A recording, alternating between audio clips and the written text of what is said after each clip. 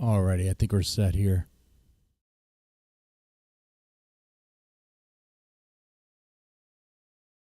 All right, guys, gentlemen. Yeah, the purpose of this stream is we will talk about the quiet desperation of life that a lot of men find themselves to be in. We'll talk about that in some detail. Now, I'm not a life coach. Don't pretend to be. I'm just a guy, just a dude. All right. Take everything I say with a grain of salt, or understand that I'm not a therapist or anything like that. But you share with me if you relate to it, if you understand what it is I'm talking about, if you felt it, and all that there. Okay. And I was inspired to do this after looking at this video. Let me we're gonna put this on the screen here. First off, yeah. So this is the channel or the video I watched last night, and I enjoyed what the guy said. Well, I didn't enjoy it in that it was enjoying. It was more relatable. The video title is "The Quiet Desperation of Life." The channel's name is Red Mage. I know nothing about him. All right, first time checking it out. I think he plays Final Fantasy games from the look of the use of the Red Mage there. Okay. All right. And I found this video to be interesting. We may respond to it. We may play it, but I wanted to just use this as inspiration to leap off of it to go into the topic of the quiet desperation some more. Okay, so that's the purpose of this stream here. If some people come in while we get into this and they find out that they're not mods anymore, I demodded everybody. We had a lot of fun the prior stream. It was kind of more old school for me, or I started modding everybody, but now I demodded everybody. Okay. All right, let's go and take this off the screen, though, because you see what's happening. All right, there we go. All right, let's do this here. So, the quiet desperation of life. Men do find themselves caught in this. I want to talk about that and talk about how to get help if you're in that situation.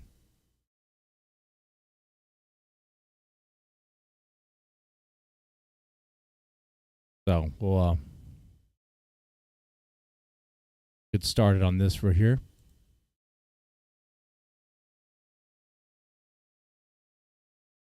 Okay.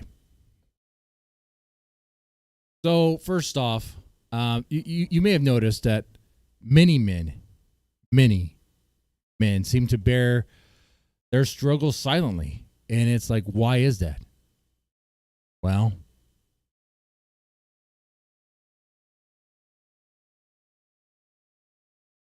I think in the previous stream, I did say men do express other emotions other than anger. The cliche that men only express anger, that's not true. We do express other things. You can learn to see it in men. Okay. Like when they're all stoic just for the sake of being stoic. Yeah, they're saving face, man. You could read right through that. All right. You know they're going through some stuff. But men tend to see it as a sign of strength, something that they are supposed to do, something that they're expected to do. And to do opposite would be to reveal weakness, reveal vulnerability. And it is true because you'll get a response from not just men, but also women, depending on the context and certain situations about, when men express their vulnerability like that. If they express that they feel like they can't carry on the tasks that are on them or the responsibilities, if they just want to vent, you'll hear both men and women with certain remarks about their character, to demasculate them and all that, emasculate them. Okay.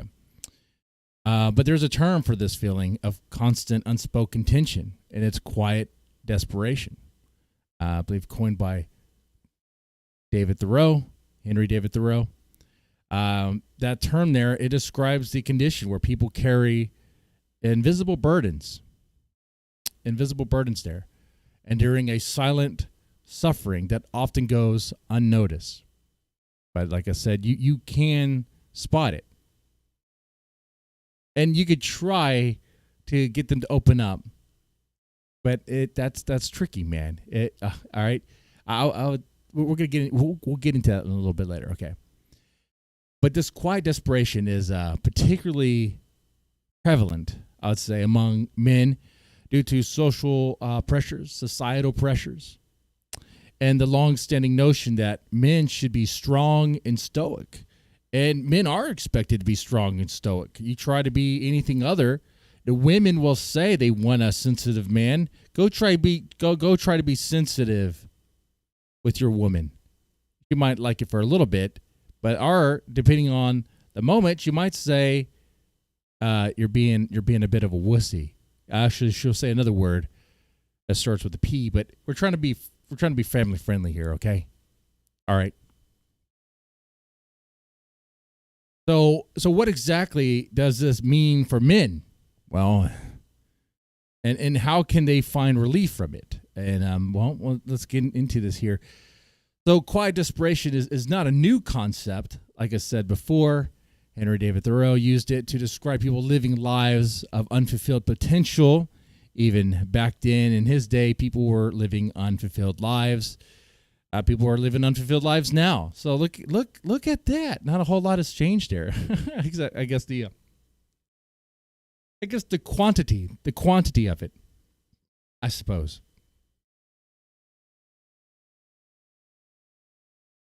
Yeah. So men living unfulfilled lives with unfulfilled potential, struggling silently without hope of change. In modern times, men are especially prone to this struggle due to societal roles and expectations, which often limit how they feel and how they feel they can really express their emotions, I suppose. But men don't tend to really think about that. And if we do, kind of like by ourselves, or there might be times where we may vent with one another,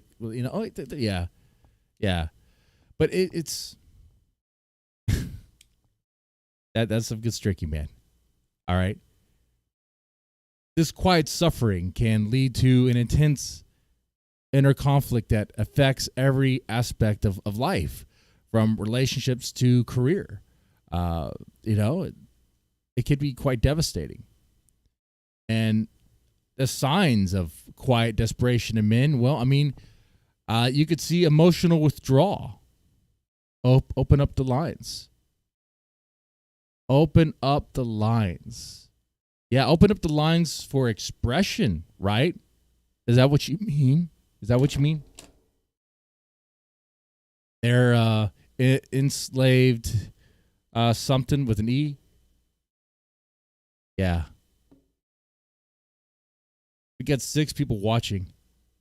Hey, let's get 5 likes. We get 5 likes, we'll crack open into the first beer. It's weird to do this sober. I spent time working on myself this morning, 45 minutes on the elliptical, and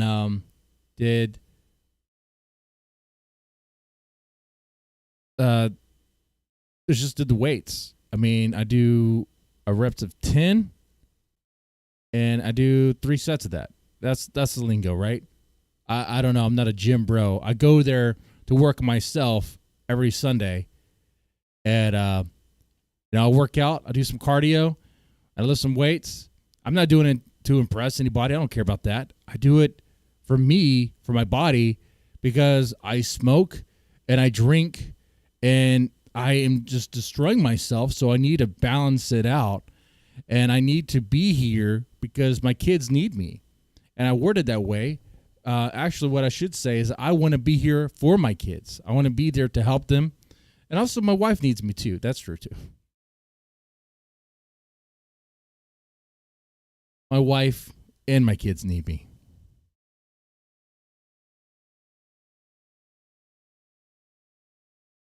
No call-ins, no chats. We could maybe do call-ins later after we go over this topic. Maybe. Call-ins tend to get wild. People want to throw in words and all that stuff, but maybe we could do that. Gotta be on our best behavior. I received a notice from YouTube, from Google. Okay, so gotta be good. All right, signs of quiet desperation in men. That's right. That's where we're at. I had to see it.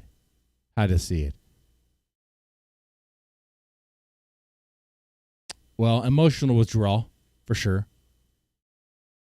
Now, on the surface, though, to see it, like, if in your friend group with other dudes, it may actually be like they stop hanging out.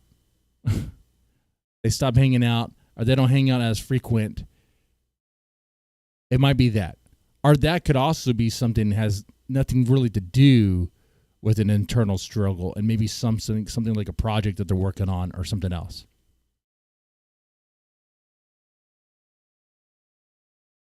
But emotional withdrawal, like, I have this friend, I'm not going to say names, but I have this buddy of mine, and yeah, I mean, he came over one day, and kind of begrudgingly, actually, his wife told me, and we were friends. We go back pretty far, and I was like, okay, all right, bro. Hey, I plan on hanging out across the street. We could hang out there, and watch a Deadpool. And do you want to join? He's like, yeah, cool, man, I'll do that. All right, cool. And but it was like really, really awkward to get him to open up. It was really awkward just to get him just to talk to like the other dudes there. It was so weird. It was like he didn't even really want to be there. Like, he had that kind of attitude like the whole time. And I'm looking at that. I'm like, man, bro, like, you're kind of killing the vibe. I didn't want to say that to him. But I was like, man, like, you don't have to keep it all in. Like you could talk to other people. It's okay. It's okay to talk to people, man. It's okay to hang out, have a good time. You know, the people that we're hanging out with were also beer drinking, cigar smoking guys that, like, dude, if you want to bust balls, if you want to get into stuff, talk about sports, whatever, like they're cool with that. And it's not like my buddy isn't into that either. I mean, so but he's going he's going through things for sure. We talk a lot, but mostly we talk about his job and stuff. And actually, I noticed lately he's been less revealing about, like, how he really feels about things, especially his relationship and all that. He doesn't get into those details, which I understand. I mean, if he doesn't want to, that's fine. But you'll see that you'll see where guys will wall up. They'll put up a wall to defend themselves from any what they consider to be like attacks. Okay, so like, because they consider it to be attacks because it's like questions that kind of pry into an area of weakness that they don't want to expose because they don't want to appear weak. They don't want to appear vulnerable. They have to constantly wear the armor. Guys have to do that. We have to do that. And I thought that moment of bringing my buddy around over there, we're watching Deadpool of all things, you know, and drinking beer, and I thought that would help him a little bit to be in a more friendly place where you could just talk. You mean, but it was just kind of standoffish.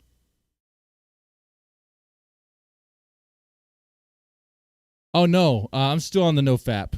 I did not fail that. So that does happen there. If it's boring, then don't watch, man. Chat doesn't dictate this. I dictate this. If you have a problem with that, you can leave.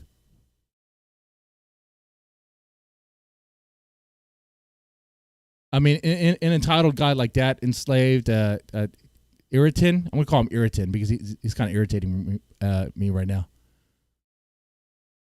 Yeah, he's not cool, man. Maybe he is. Maybe he's going through something. Maybe he really just wants to talk. He probably wants to question about the no fap thing. Yeah. No masturbation at all. The woman on the thumbnail is an adult actress. You might recognize her, Sylvia Saint. Sylvia Saint, from Chechnya, I believe, and she is very skilled in taking many hard things in her at one time and various holes at the same time. It's quite the skill. Quite the skill. All right, you know what? Enslaving, that's cool, man. You know what? Like, I don't need you, man. Go pound sand. Just like that. Just like that. Just like that. Let's see. So, signs of quiet desperation and men. Emotional withdrawal. Yeah. You definitely get the emotional withdrawal there. Men may pull back from social interactions. And they'll keep their thoughts to themselves, man. They won't open up. They will not open up their emotions to anyone, really. Because to do that is to be weak. Or unless we're like oftentimes, like if I'm hanging out with my friends, we may express like situations with their wives, that may happen, I definitely express that. Mutual frustration. Physical symptoms. Stress manifests itself physically.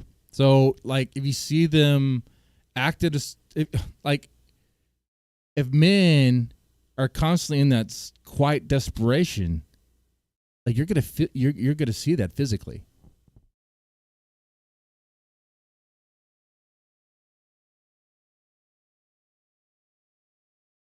Another sign could be substance use. Could be. I mean, a lot of dudes drink. A lot of dudes drink because we like. A lot of people drink. A lot of people drink just to like it. Okay, now, but some people drink a little too much. All right. And then you have people, especially in my chat sometimes, so like judge people quickly about that as if they don't drink, as if, just a mess, just to bust balls, I believe. By the way, we have 2 likes. We get 5 likes. We'll crack into the first beer for sure. All right. But yeah, I mean, just because someone drinks and just because someone smokes cigarettes or smokes weed, it may not be a sign of them trying to cope with the quiet desperation. There's some things you just kind of settle on, I suppose. Like I know smoking tobacco is bad for me, but I enjoy it because I just like the feeling. All right, I just like it.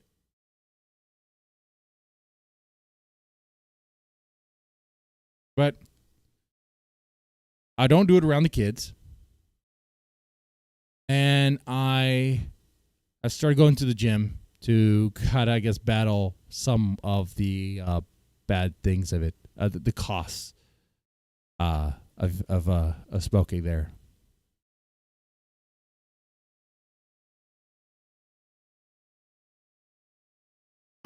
Because if you look at it on the opposite, or look at it at the extreme, is every man who smokes coping with the quiet desperation?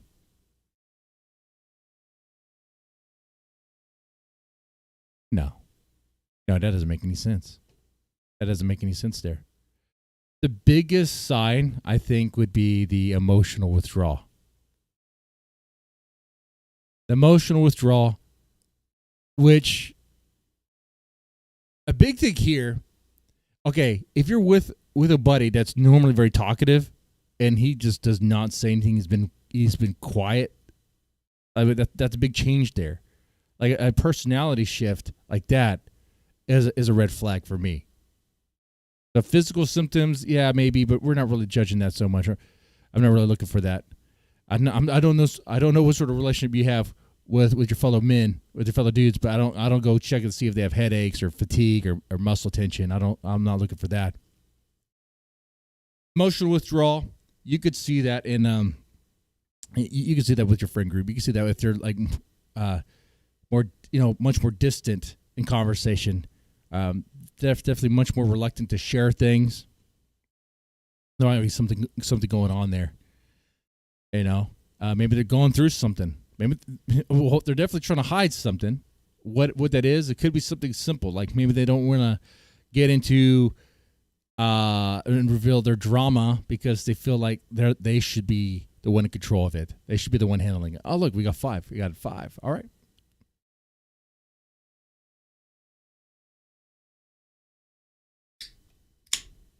All right. And I'll probably unban that dude. I just got caught in the moment there.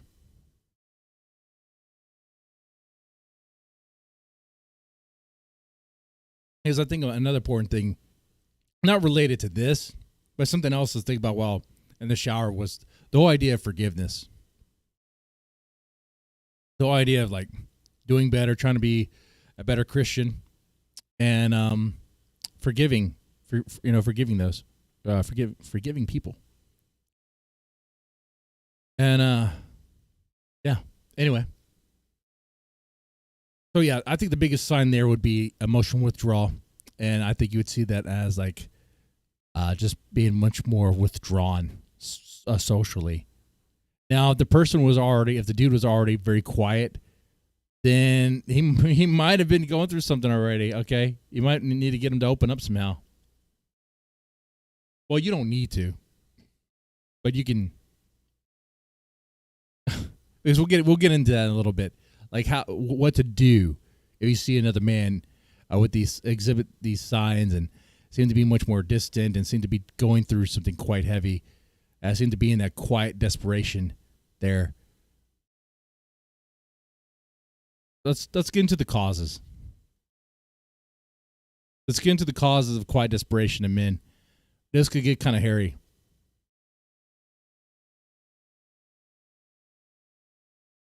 And on the surface, you could say societal expectations and pressures. Yeah. Okay. I mean, from a young age, men are often taught to be resilient and composed.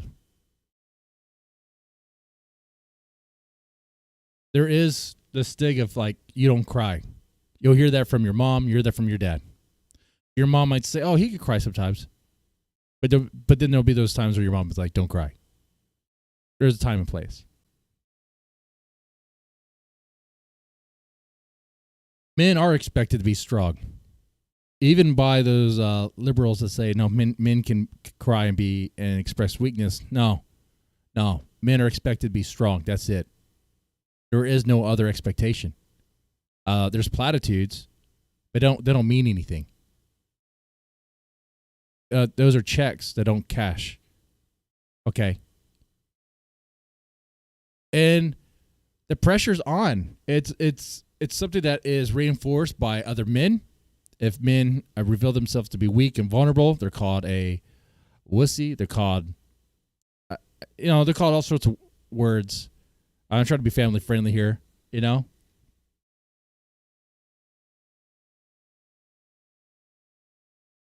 But they're definitely mocked and belittled and all that stuff by both men and women.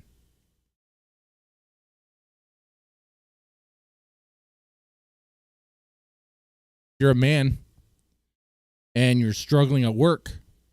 You tell your wife about that. She doesn't want to hear it. Probably, most likely, right? Maybe she'll hear it for a little bit. But it's kind of expected for you to man up and don't complain. Why are you complaining? You might find people that will listen to you. It's good to find those.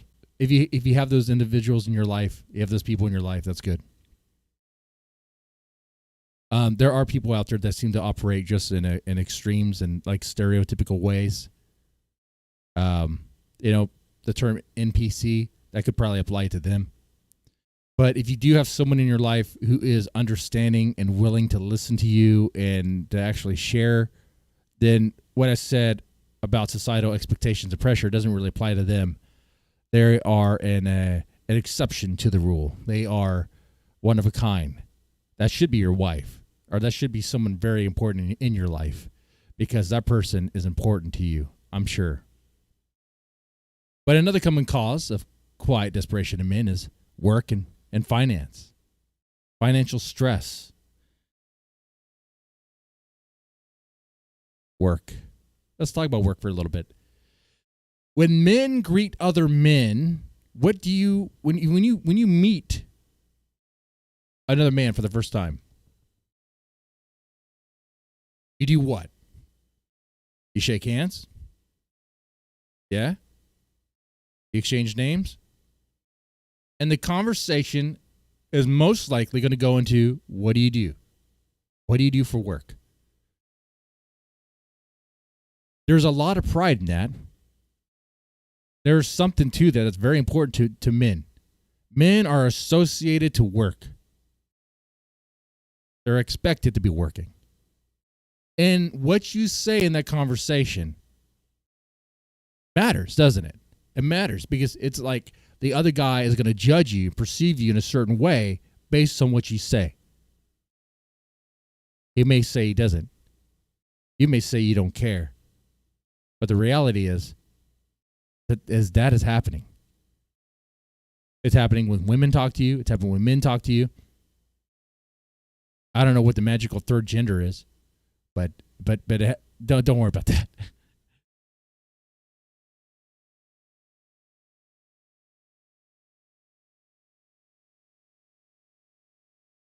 If you say you stay at home, you live with your mom, that's not good. That's not good at all. You know, there's no pride in that. And by the way, when I say that, I'm not trying to be mean. If you do live with your parents, I am not saying to you, I'm not trying to judge you, is what I'm saying. Okay? I will say that perhaps you could take some time to reflect on your life and what you could do to improve on your situation, or maybe you are in between things and you're using that to help save up money.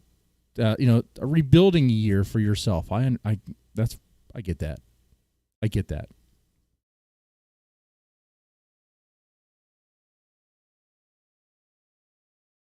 If you talk to another man and he's not happy about what he does, there's not a lot of pride in what he does, there's a lot of stress about it, they're going to be very weird about what they do. They're not going to be very forthcoming about what they do. They're not really going to get into it, okay? Or they might give you some BS answer like, I'm a programmer. Okay, all right, bro. Like, what do you program? What are you talking about? Or I'm in like crypto. It's like, no, you're not. What?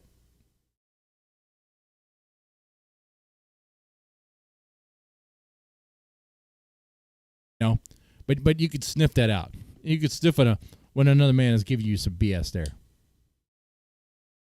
He may not care to ask further questions, or maybe you're kind of curious how far they keep that lie going.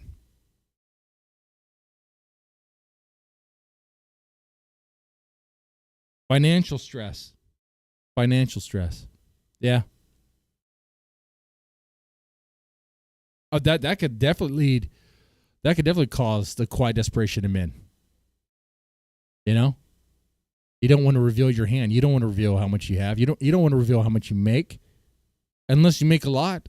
But a lot of guys exaggerate. A lot of guys are BSing.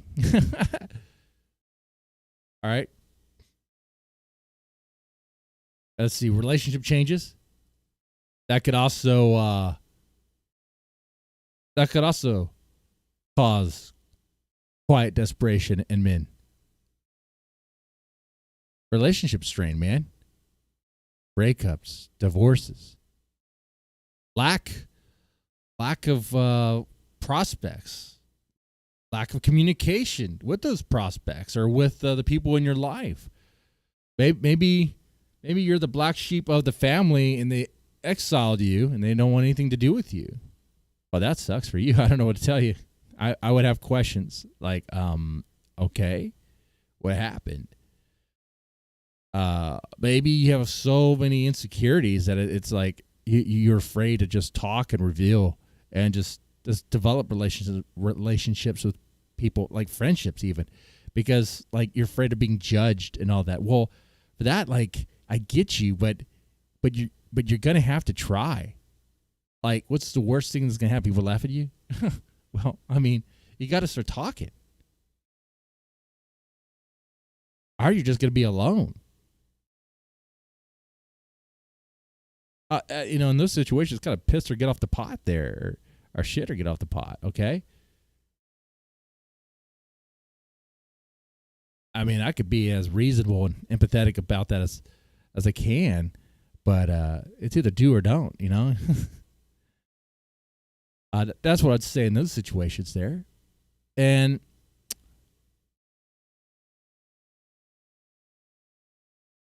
I might have missed some things, obviously, about the different causes for quiet desperation. So like if you're watching right now, definitely let me know in the chat.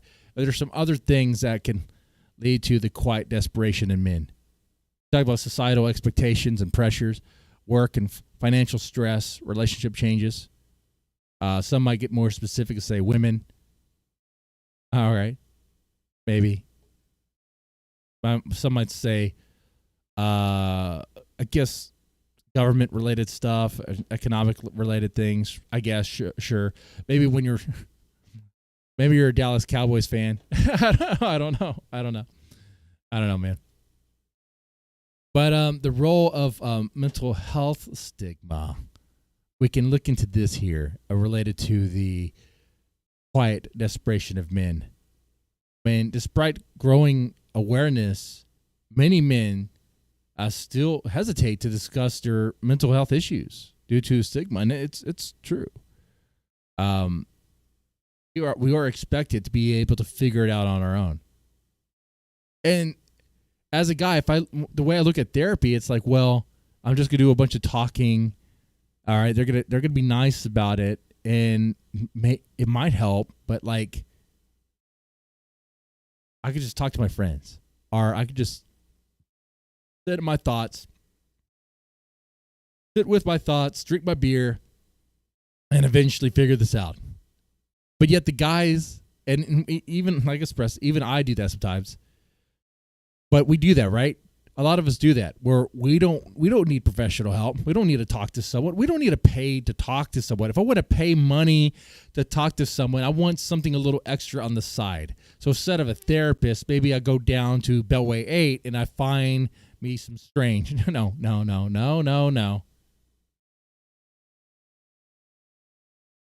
Wrong. Because if we're constantly in that situation, in that context of trying to figure out what it is that's on our mind, what's pressing on us, trying to figure that out constantly, but yet we're doing the same thing and we haven't figured it out. Well, it might be time to change something. That's what I would say there. And maybe it's worth talking to someone. I mean, I'll be honest with you. I'll be revealing there. I mean, I have done that. I've talked to a therapist. I've talked to group therapists, individual therapy, and then there was couples counseling. I mean, that's going to happen.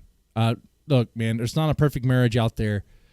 Sometimes you get into situations, and I'll admit, I was not a good husband in the beginning. Or not in the beginning, but I made some mistakes. Okay, but and I found that the therapist did help. It helped us be able to communicate, and the thing called love language, which you probably have heard about, but it helped us figure that out, and so in some ways it definitely was very, very valuable. So what I'm saying is that, yeah, there's a stigma that men are hesitant to get help because it's like, why should I talk to some stranger about my feelings? If I'm going to do that, there's excuses.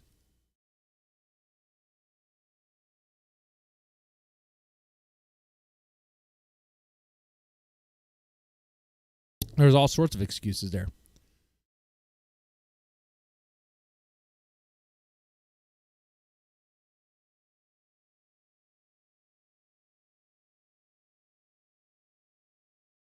But yeah, admitting vulnerability, it could be like a betrayal to being a man. It can be. It'll lead us to like hide our struggles and ignoring our own mental health. It's like, what is mental health? We could fix it. We could figure it out. So there is a lot of that. I think I have the outlook that I do because I went to school for psychology, so I definitely see the importance of it.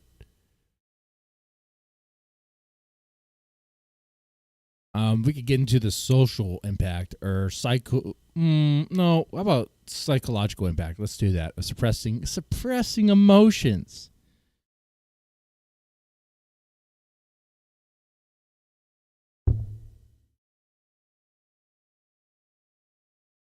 When a man is suppressing his emotions for a long time, as we tend to do, they can build up stress. They can build up stress and anxiety. Now, are we going to express that? Not really. Not until it boils. Not until it bottles up and there's no more room and it just has to pop. Something has to change. That does happen for sure. Yeah.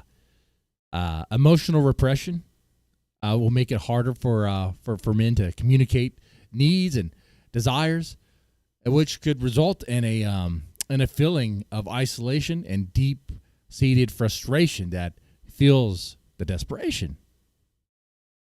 Over time, this suppression can turn to a resentment, not only towards others but also towards oneself. There's also physical consequence of staying in this quiet desperation.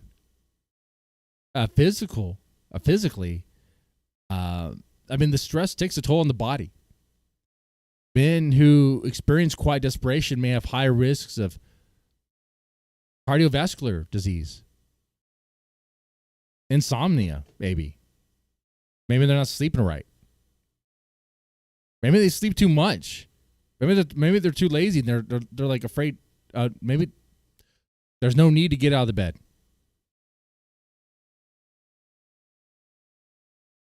Maybe they're not even working on themselves at all. Like not even working out at all. No cardio. None of that. Like a lot of self-neglect going on there. And doing massive damage by like drinking a lot.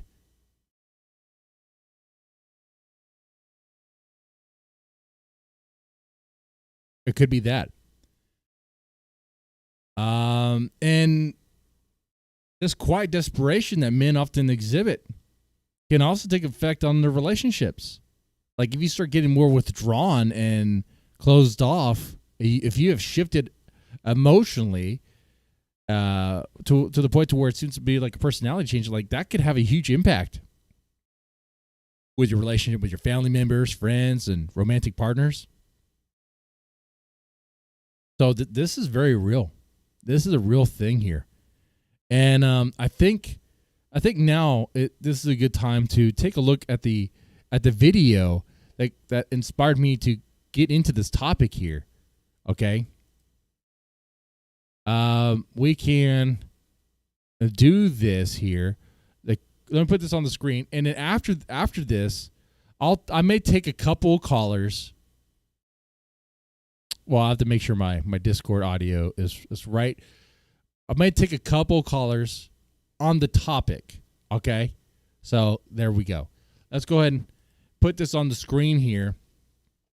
And all right, the quiet desperation of life. Let's hear this guy out. Let's see what he said. And I don't want to hear anyone say, oh, he needs to man up and all that stuff. Come on, man. I want to be supportive. I want to hear this guy out. And I want to ask you if you relate to this guy, if you feel him. Hello, I'm David, and for the past 6 years or so, My life has mostly been the same.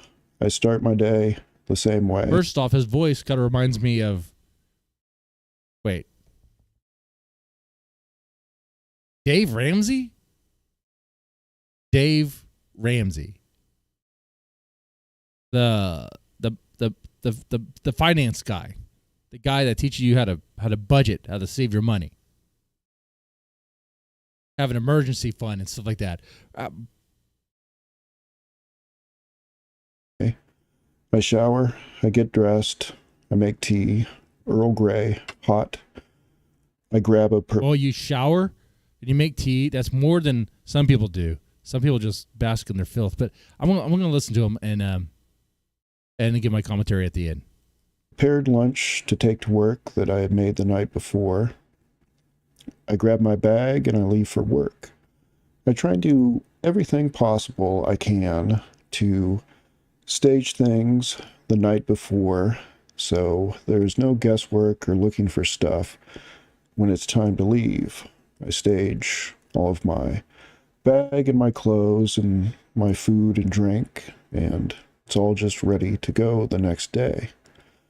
I go to work. I have 2 breaks and a lunch. Most of the time, I'll just skip lunch and leave early. I complete my daily tasks. I check alerts, monitoring systems. I respond to requests. I make daily progress on critical work projects. And my life just sort of ticks away a second at a time each and every day, being nearly the same day as the last day. I watch my so-called progress that I make as bills are paid via auto payment, and I watch my accounts increment or decrement up or down slightly week after week, month after month, year over year. And the seasons just kind of come and go. And in the mirror, I slowly but surely see myself get older day after day. So, how did I get here? Why did I fall into this? I'm not blind. I saw this happening before I was in it myself, entrenched in it, ensconced in this lifestyle. I saw others swallowed up by quiet desperation, yet here I am now too. It's a low risk but low reward. Stay the course, cling on to this empty but sort of easy style of life. Unchanging drudgery, while unsatisfying, it keeps me alive. But is it really living? Am I accomplishing anything here? So far, everything I've heard, like, a man has a routine he does not change, a routine that seems to be working for him, a routine he seems,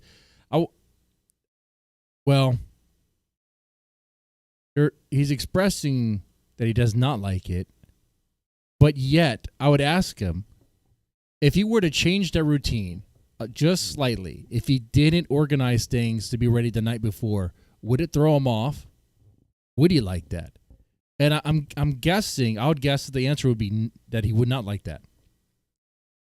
So to me,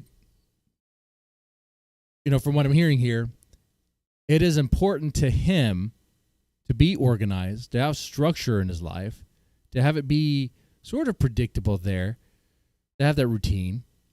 He wouldn't want to shift from that or change. Otherwise, he could try. And maybe that could be the spice of life he needs, maybe. But there is an emptiness. There's something he's missing.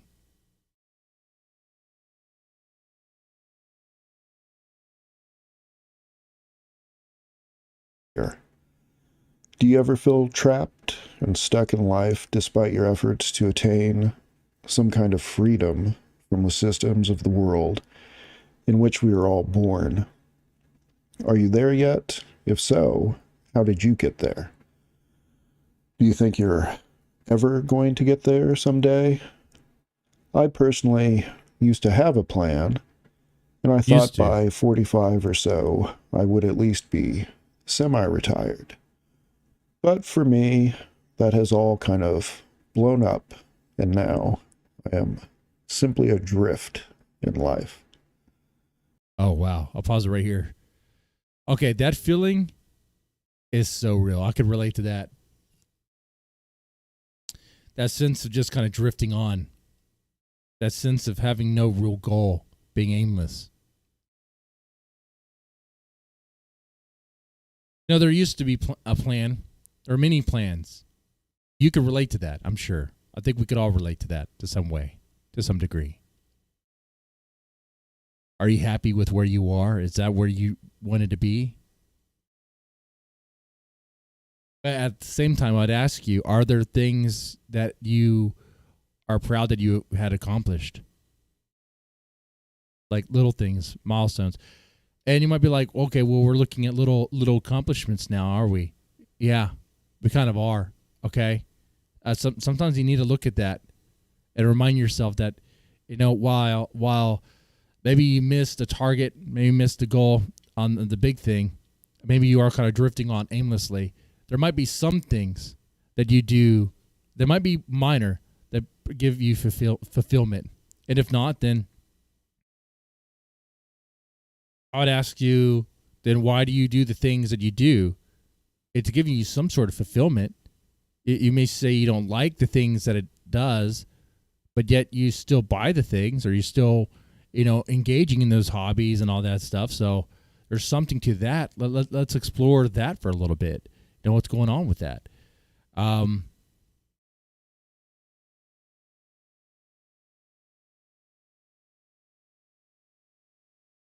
But that's me just kind of like try to fix it. But instead of doing that, I ask the guy, okay, what's important to you here? I get it that you are a man of structure, routine. You seem to have some sort of U.S. Air Force jacket there. I think. I'm guessing this guy was in the military before. Maybe he comes across as if he is like very routine. The way he described himself, very structured, and I would not be surprised. Look at the way he organized the stuff behind him. All right. Yeah. So he's definitely a man of structure there. He likes things to be in order. But there was a goal, a big goal that he had for himself. He said to be semi-retired. I wonder what that looked like for him. I wonder if it would have been in like a different home, some sort of like big achievement there. And I wonder if there's another way to obtain that, or something else, another goal he could have for himself. He does have a YouTube channel, and he does maintain his views there. He does come out with videos, so there's I guess that. But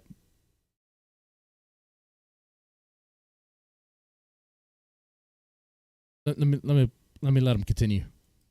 I used to look forward to making progress, fooling myself with the comforting thought that eventually I'd have enough, that I would have done enough, and created a passive income or achieved semi-retirement, and be able to shift my focus more toward hobbies, experiences, traveling, or at the very least, spending more time with my children.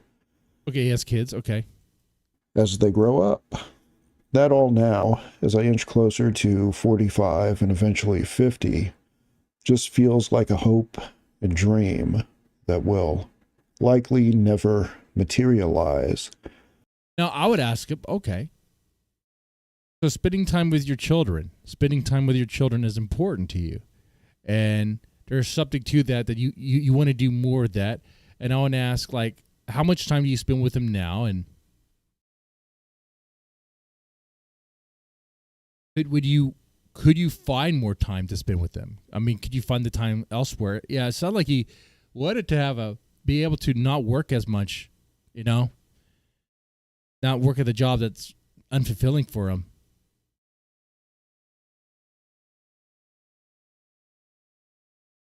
Like in this situation, I'd hear him out, like I'm doing now. Be like, well, it's important to have an income, I'd imagine, right? You would not want to not have an income, right? So you have to maintain that while you can. You have maybe something coming from YouTube, but it's not a whole lot. But while you're chasing, oh man, I would have to ask him some questions, like to get to know more about like what is really important to him, beyond this. Because if it's like about he wants to spend more time with his kids, then I'm sure he could find ways, like maybe not YouTube so much. I'm not judging, and spend that time with his kids, or maybe in his mind it looked like he was not working. He wanted to be in a situation where he was not actually having to, go to, like, I don't know what he does, if it's like 9 to 5 or whatever, but not to spend those hours at work, but then actually spend those hours, with his family there, with his kids, and that does. Hey, that sounds like a good goal. I wonder if there's like a variation of that you could make a reality for yourself. I mean, we could be bummed and disgruntled about the goal that we did not achieve, right? But like, how long do you need to ruminate in that? Right? I mean, how long do you need to ruminate in that feeling to help, form a new plan, to shift your plan, to adapt? Certainly not while I am a young man with any kind of youth to spend on something more enjoyable. I mean, he's only 44, so. Instead, trapped in this Groundhog's Day loop of drudgery and responsibility, wherein most days I can't even stand my job anymore. So someone would say, so it sounds like you're just adulting. It sounds like adult life. Yeah, that's one way to look at it. It is the thing we do constantly, continuously. We have to work, for income. We all do. And if you're not working, well, you're doing something else. Maybe an OnlyFans or stealing from people, one way or the other, or maybe e-bagging on YouTube. I don't know. You're on the side of the street. I don't know. But it is important to, I think, hear people out when they're in these moments, because like if I was like in this guy's vicinity and I was hearing this, I'll be like, okay, I hear you on that. Yeah, having to work that constant job is annoying, and I get it in the sense that I'll put it this way, I don't know the sort of toll his job takes on him, but I do understand that if you're working a job that you don't like, and you really don't like it for a long time, it is not a good place to be. And that it can have some serious emotional issues. It could lead to that. But he is able to clock out at 4. He gets out early, which means, the kids come home from school. I'm guessing they're school age. I don't know. He could spend time with them. And then he could do his YouTube stuff. In this conversation, I would ask him about, hey, what is working though? I know you're talking about the stuff that's not working. I want to know what's working. Let's hear some of that. Okay? And then when we hear a lot of that, you get those details. Okay, so we got some things that are working, some things that are not working. Well, but what would you like to do with this? Like where do you want to take this, and kind of go from there?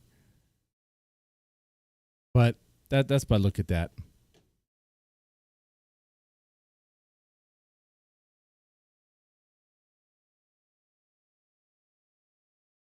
All right.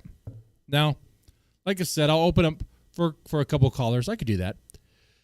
Let me well, hold on here. Let me start up Discord and do an audio test real fast.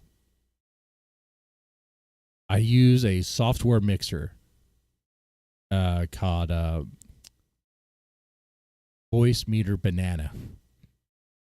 And sometimes Discord and Voice Meter Banana do not get along. Oh, great. Oh, no. I think someone in my Discord is aware of my no, not November, and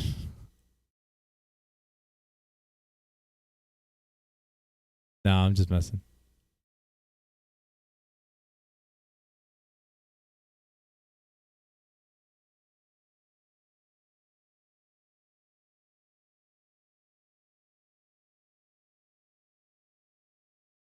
All right, let me test my audio real fast. We'll hear it together.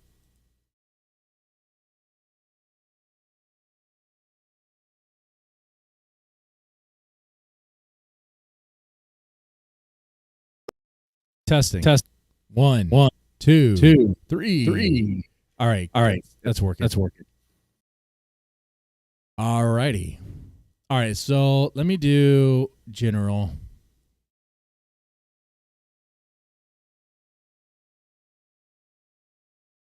Keep it civil. All right. Keep it civil. If you come in with some stuff, I'm not going to tolerate that.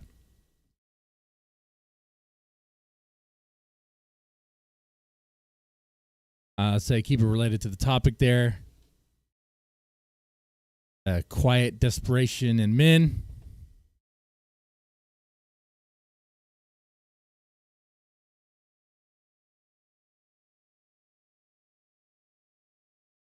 I think what helps with that is finding things that are important in your life that bring you value and just enjoying those things. Like in the end of it, at the end of life, nothing of what we have done might. You think about it this way. Nothing in your life that you have done will ever do will mean nothing in the end of your life. Unless it's something grand that changes society. Think about it that way. When you die, the world is going to continue moving. Continue moving along as if nothing happened. Now, those around you will be affected. Those that were around you anyway. Depending if you have those people. You may not have those people. I hope you do. But if you don't, yeah, that's gonna be sad. Yeah. But it's not gonna be a sadness that you're really gonna express because you're dead. You know? I'm saying in the end, nothing really matters. But while you're alive, while you're living your life, the things that are important to you, the things that bring you value, that bring you joy, embrace that, man. If it's spend time with your kids, spend more time with your kids. If it's spend time with a wife, do that. If it's trying to have a better marriage, do that. If it's trying to spend more time with your dad and having a make a career out of YouTube, do that. But I'll keep that link open for a little bit.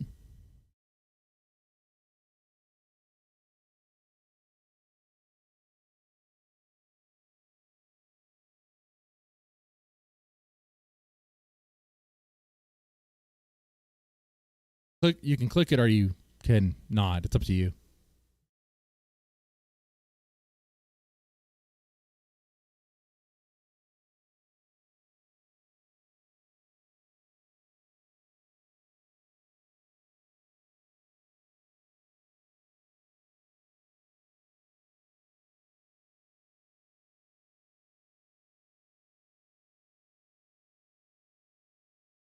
A moment of my life where the quiet desperation was the strongest ever was before I even had kids. When I was working at I was working at a call center for a Dish Network of all companies. It was the one in Alvin. I don't mind revealing that. And I was with the woman that'll be my wife later, and it was I pretty much go to work, and then play Halo or Fallout, and it was like this cycle. And yeah, it was. I was not feeling very fulfilled with my life.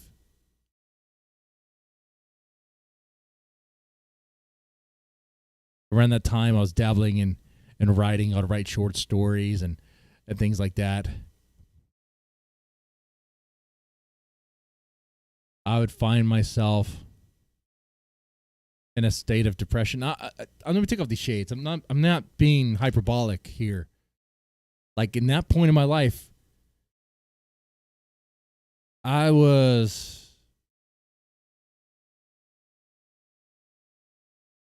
didn't care if I lived or died.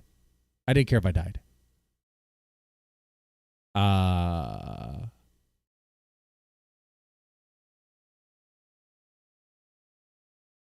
And looking back at that, I'm a little mad at myself, my younger self, I suppose, for feeling that way. But yet I understand where that was coming from. Like I felt trapped. I felt trapped in. I had to work this life. I had to keep it going so that I could enjoy the material things I like, so I could not disappoint my family. At that time, my parents. And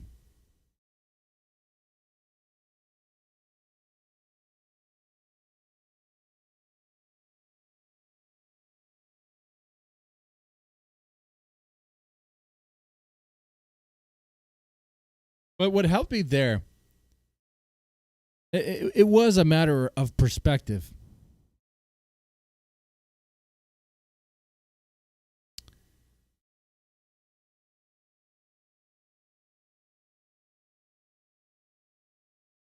It did help a bit to try to see the importance of what I had there. I did try to do that. I would try to fight those moments. I try to remind myself that, hey, I'm with my fiance. Things are good. I am enjoying some things in my life in that time. But it was work, man. What I was doing, there was nothing about it I was really liking. It was call center. I was sitting in a call center all day, and I hated it. I absolutely hated it.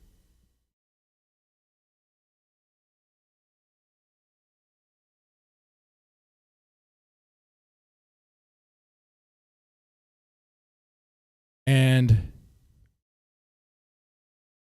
yeah, once I actually just quit.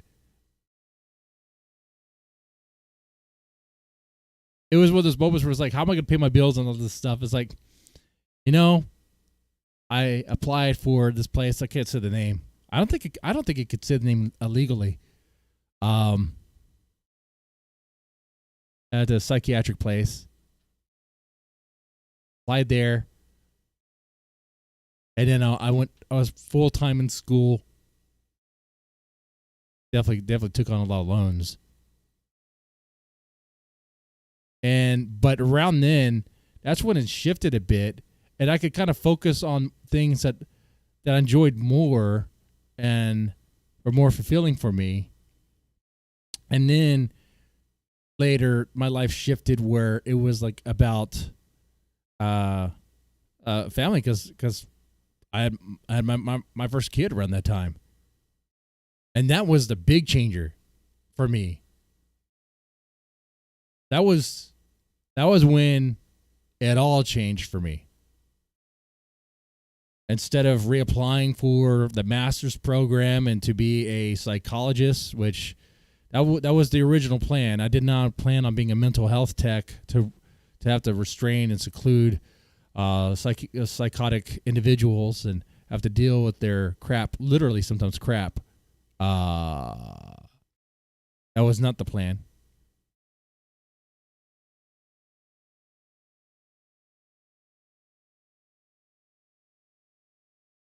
But even that job, as brutal as that job was at times, it was fulfilling in that, like, I built a rapport with the clients, and for some, it's not a radical change. I'm not going to pretend like that. A lot of it was kind of like maintaining the environment and like making sure everyone's safe and all that.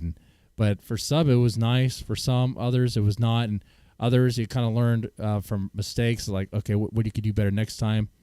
And yeah, around that time, like I just got much more fulfillment. But I guess, but currently, my current situation, the way I could relate to the quiet desperation of men is, while I have a job that brings me a lot of fulfillment emotionally with what I do, because I still work with clients that are very, very cool, that they really need me, and I like working with them and all that. Well, I get a lot of fulfillment from that, and my job is, I could not ask for. Let me put it this way: on a good day, I pretty much spend my day riding around on the motorcycle, going to place, talking to people. That's a lot of fun. I mean, there's a lot of paperwork involved, but that's just government stuff.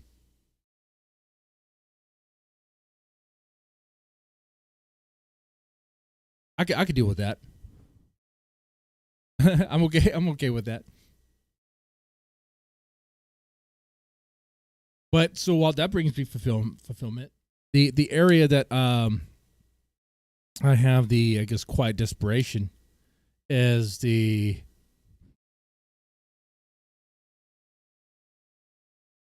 big plan. The big plan. Like, am I gonna still be in this house? Is my family, are we still gonna be at what it is essentially a starter home? Because we've been here for, I think, about 5 years. So how much longer are we going to be here? How much work do we really need to put into this place if we plan on moving? Like, what is the plan? You know? What's it going to look like in the future? I feel like there's no real goal there, because, like, the person I need to have that conversation with, we just need to sit down and have that conversation and then actually adhere to, like, a budget. And that's hard.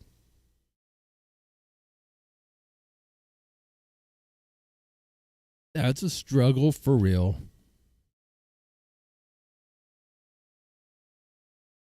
But for that, all I could really do is continue to try and continue to have communications with people that are going to be very important for that decision. So that way we could talk about what's not working about it, and then what is working, and maybe work on negotiate some sort of, compromise there,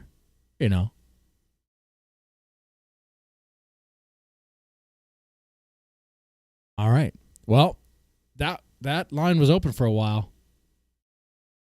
Now it's not. Okay, so that was fun. Maybe not the funnest stream. Sometimes I'll do some wild stuff. Not calling any escorts today. I figured it's appropriate to have a real topic.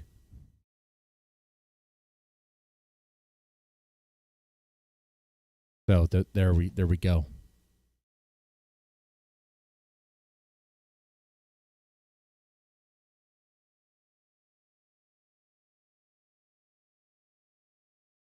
With that said, I will see y'all next Sunday.